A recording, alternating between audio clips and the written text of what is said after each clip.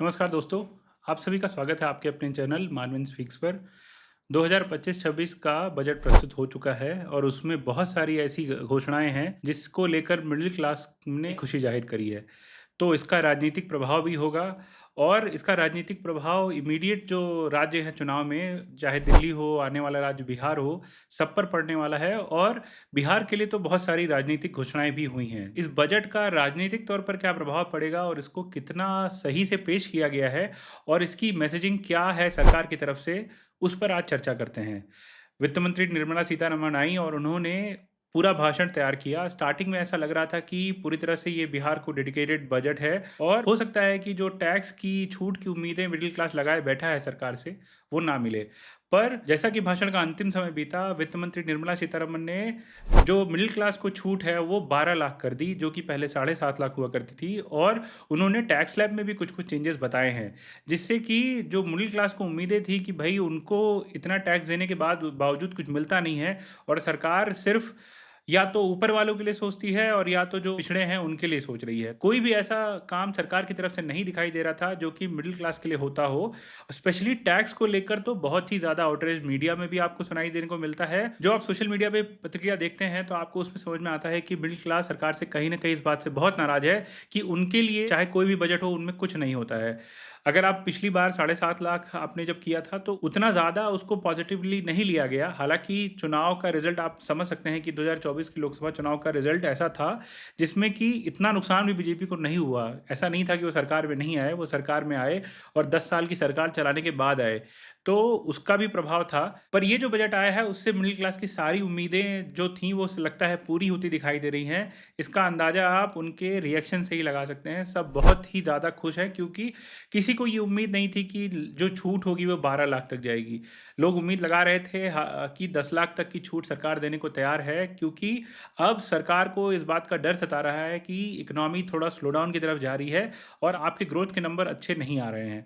तो अगर आप कंजम्पशन को बढ़ावा नहीं देंगे तो कुछ होने वाला नहीं है। तो कंजम्पशन बढ़ाने के लिए आपको ये करना ही था कि आपको टैक्स में छूट देनी पड़ेगी, जिससे कि जनता के पास कुछ पैसे आएँ और जो कि पैसा इकोनॉमी में ही लगे। तो जैसी कि उम्मीदें थी वित्त मंत्री निर्मला सीतारमण ने वैसा ही किया। उन्होंने टैक्स में छूट दी। 12 लाख तक की छूट है, जिसमें कि 12,70,000 तक किसी की इनकम है तो उसको टैक्स नहीं देना पड़ेगा, क्योंकि जो सरकार छूट देती है उसको मिलाकर आपको टैक्स फ्री बन जाएगा। उसके ऊपर के भी जो स्लैब्स हैं उसमें थोड़ा थोड़ा बदलाव आया है और सरकार ने कोशिश करी है कि न्यू टैक्स रिजीम को ज़्यादा आकर्षक बनाया जाए, जिससे कि ज़्यादा से ज़्यादा लोग न्यू टैक्स रिजीम की तरफ मूव करें। और ये एक्सपेक्टेशन सिर्फ आज से नहीं थी जनता की, ये एक्सपेक्टेशन बहुत ही लंबे समय से थी, क्योंकि करीब करीब 92% जनता भारत की ऐसी होगी जिसको कि अब टैक्स नहीं देना पड़ेगा। और जो टैक्स पेयर्स का एक बड़ा नंबर था, जो कि नंबर के रूप में दिखता था पर शायद टैक्स अमाउंट में उतना बड़ा नंबर नहीं था, वो कहीं ना कहीं इससे उनको राहत मिलेगी और उनको टैक्स देने से भी बचत बनेगी। और जो पूरा पूरा नैरेटिव चलता है कि सरकार एक तरह से मिडिल क्लास के पीछे पड़ी रहती है, उनसे सिर्फ टैक्स लेती है, उनको सुविधाओं के नाम पे कुछ नहीं मिलता है, वो कहीं ना कहीं बस्ट हुआ है। विपक्ष बार बार ये मुद्दे उठाता है और खासकर उन मुद्दों को बल तब मिलता है जब आप इंडिविजुअल लोगों से ये बातें सुनते हैं कि सरकार मिडिल क्लास के लिए कुछ नहीं कर रही है, उनकी सुविधाओं के लिए कुछ नहीं कर रही है और टैक्स बढ़ाई जा रही है। पिछली बार जब long term capital gain tax बढ़ाए गए थे तब भी लोगों का जो गुस्सा था वो निकल कर आया था, क्योंकि सरकार हर माध्यम से टैक्स के रूप में पैसे कलेक्ट कर रही थी। हालांकि उसमें इस बार कोई बदलाव नहीं आया है। सिर्फ सैलरीड क्लास के लिए 12 लाख तक की टैक्स फ्री की जो जो छूट है वो सरकार ने दी है। उसके लिए वित्त मंत्री निर्मला सीतारमण को बहुत ही ज़्यादा साधुवाद मिल रहा है। आप अगर सोशल मीडिया के रिएक्शंस उठाएंगे आपको साफ साफ समझ में आ जाएगा कि अभी कुछ दिन पहले तक क्या उनके खिलाफ गुस्सा था और आज जब ये परिवर्तन आए हैं तो उनके खिलाफ कितना पॉजिटिव माहौल है और उनको एक अलग रूप में दिखाए जाने की कोशिश की जा रही है। हालांकि प्रधानमंत्री मोदी ने जब बजट सत्र की शुरुआत हुई थी तो उसके पहले ही उन्होंने ये भाषण में बोला था कि जो इस बार का बजट होगा उसमें माँ लक्ष्मी की कृपा मिडिल क्लास पर पड़ेगी, और वैसा ही हुआ। जब इस बजट को आप पूरा एनालाइज करेंगे तो आपको एक ही की फैक्टर दिखेगा जो कि बहुत बड़ा फैक्टर है, वो ये 12 लाख की छूट। हालांकि विपक्ष इससे बहुत खुश नहीं दिखाई देता है। उन्होंने साफ साफ इसको बिहार से केंद्रित बजट बताया कि सारा कुछ बिहार को मिला है। ऐसा नहीं लग रहा था कि ये देश का बजट है, जबकि ऐसा दिखाई दे रहा था कि ये बिहार के लिए बना हुआ बजट है, क्योंकि बिहार के लिए बहुत सारी घोषणाएं हुई। बिहार में अगले साल चुनाव हैं तो आपको ये दिख रहा होगा कि चुनाव को भी ध्यान में रखकर बजट बनाया गया है और बहुत सारी योजनाएं जो हैं बिहार सेंट्रिक करी गई हैं। चाहे किसानों को लेकर बात हो, नए एयरपोर्ट बनाने को लेकर बात हो, या छोटे छोटे बिहार के जो मुद्दे हैं उन पर बात हो, आपको लगेगा कि केंद्र सरकार ने बिहार को प्राथमिकता दी है, जिससे कि विपक्ष बार बार उन पर हमला बोल रहा था। और हालांकि ये जो मिडिल क्लास के लिए 12 लाख की जो छूट देने वाली बात थी उस पर बहुत ही कम कमेंट आया, क्योंकि ये एक्सपेक्टेशन शायद विपक्ष को भी नहीं रहेगी कि ये इतना बड़ा परिवर्तन केंद्र सरकार ला सकती है बजट के माध्यम से। और इस बजट के जो कुछ नकारात्मक पॉइंट ये भी हैं कि सरकार ने कैपेक्स में बहुत ज़्यादा खर्चा नहीं किया है। कैपिटल एक्सपेंडिचर के हवाले से लोगों को उम्मीद थी, खुद शायद बाजार भी इसकी उम्मीद लगा रहा था कि सरकार घोषणाएं करेगी, क्योंकि लास्ट की जो 2 तिमाही हैं वो बहुत ही मंदी की तरफ जा रही हैं और आगे भी इतना उम्मीद नहीं है कि जो ये बजट है इससे कुछ सुधार भी आने वाला है। या अगर आप कैपिटल एक्सपेंडिचर नहीं करेंगे तो बहुत सारे ऐसे सेक्टर्स हैं जहां पे सरकार खर्चा करती है तो ही वो सेक्टर आगे बढ़ते हैं। आपने इसके बारे में कोई ज़्यादा प्रोविजन भी नहीं किया है और जो पुराने खर्चे पेंडिंग भी थे वो भी अभी खर्चे नहीं किए गए हैं, तो उससे भी बहुत बड़ा प्रभाव आया है। तो मार्केट का जो सेंटिमेंट था बहुत ही मिक्स था। जो सैलरीड क्लास को छूट दी गई थी उसके लिए थोड़ा पॉजिटिव था, बट अगर आप उसको छोड़ दें तो खास उनको कुछ हाथ नहीं लगा और इसका रिएक्शन भी आपको समझ में आएगा कि जो बाजार केंद्रित बजट है वो इसमें कुछ फुलफिल नहीं होता दिख रहा है। पर अगर आप आम आदमी की बात करेंगे, मिडिल क्लास की बात करेंगे, तो उसके लिए इसमें बहुत कुछ है। शायद ये बहुत टाइम के बाद इतना बड़ा कोई परिवर्तन टैक्स के छूट के रूप में मिल रहा है लोगों को। जब जून में लोकसभा चुनाव के रिजल्ट आए तो बीजेपी को बहुत बड़ा झटका लगा, वो 240 पर रुक गए। और उसके बाद जब बजट आया तो उसके साथ साथ ही जो मिडिल क्लास का जो गुस्सा था वो बढ़ता चला गया और एक नैरेटिव बनाया गया कि मिडिल क्लास धीरे धीरे सरकार से नाराज होता जा रहा है। और शायद यही रीजन है कि वो वोट करने भी नहीं गया, जिससे कि वो उदासीनता ही थी कि जो बीजेपी इस बार तीसरी बार भी पूर्ण बहुमत की सरकार बनाने से बच गई। जब आपने छूट का घोषणा करा है तो आपको ये रिफ्लेक्ट समझ में आएगा। और ये जो नैरेटिव सरकार बना रही थी कि नहीं वो सबके लिए काम कर रहे हैं, पर आप ये पूरी तरह से नहीं कह सकते कि ये जो बजट है वो राजनीति से प्रेरित नहीं है। बिहार के लिए जो घोषणाएं हुई उसका राजनीतिक तौर पर बहुत प्रभाव पड़ने वाला है, पर इसका सबसे ज़्यादा प्रभाव दिल्ली के चुनाव पर पड़ेगा। दिल्ली के चुनाव ऐसे होने वाले हैं जिसमें कि मिडिल क्लास बहुत बड़ा फैक्टर है और ये फैक्टर आपको चुनाव के रिजल्ट में दिखाई देगा।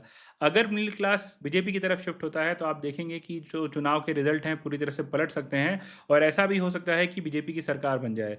कल तक ये माना जा रहा था कि आम आदमी पार्टी को अभी भी एज है, पर जो फ्लोटिंग वोटर्स होता है वो फ्लोटिंग वोटर वही होता है जो रन टाइम पे डिसाइड करता है कि उनको वोट कहाँ करना है। अभी तक वो फ्लोटिंग वोटर फ्रीबीज की योजनाओं के लिए अरविंद केजरीवाल के साथ हुआ करता था, पर अगर फ्रीबीज की योजनाएं और जो टैक्स में छूट है अगर आप दोनों मिला लेंगे तो बीजेपी का जो पलड़ा है और जो उनके प्रोमिसेस हैं वो मिडिल क्लास के लिए कहीं बेहतर हैं, तो इसका भी प्रभाव दिल्ली के चुनाव में पड़ेगा। इस बात से आम आदमी पार्टी को बहुत ज़्यादा घबराहट हो रही होगी क्योंकि अब चुनाव बहुत ही नज़दीक हैं। और हालांकि ये कोई दिल्ली के लिए कोई विशेष बजट नहीं है, पर आप देखेंगे कि जो ये टैक्स स्लैब होता है वो 12 लाख का, वो बहुत ही अर्बन सेंट्रिक होता है क्योंकि आप सैलरीड होते हैं, शहरों में जॉब करते हैं, तो अगर आपको इन चीज़ों में छूट मिलती है तो आपके जीवन पे प्रभाव पड़ता है। तो ऐसा नहीं है कि इनका वोटों पे प्रभाव नहीं पड़ेगा। जब लोग वोट करने जाएंगे तो उनके दिमाग में ये ज़रूर होगा कि सरकार ने क्या किया है उनके लिए। और जो फ्रीबीज का एक फैक्टर था वो तो ऑलरेडी बीजेपी ने प्रॉमिस दिल्ली के लिए कर ही दिया है।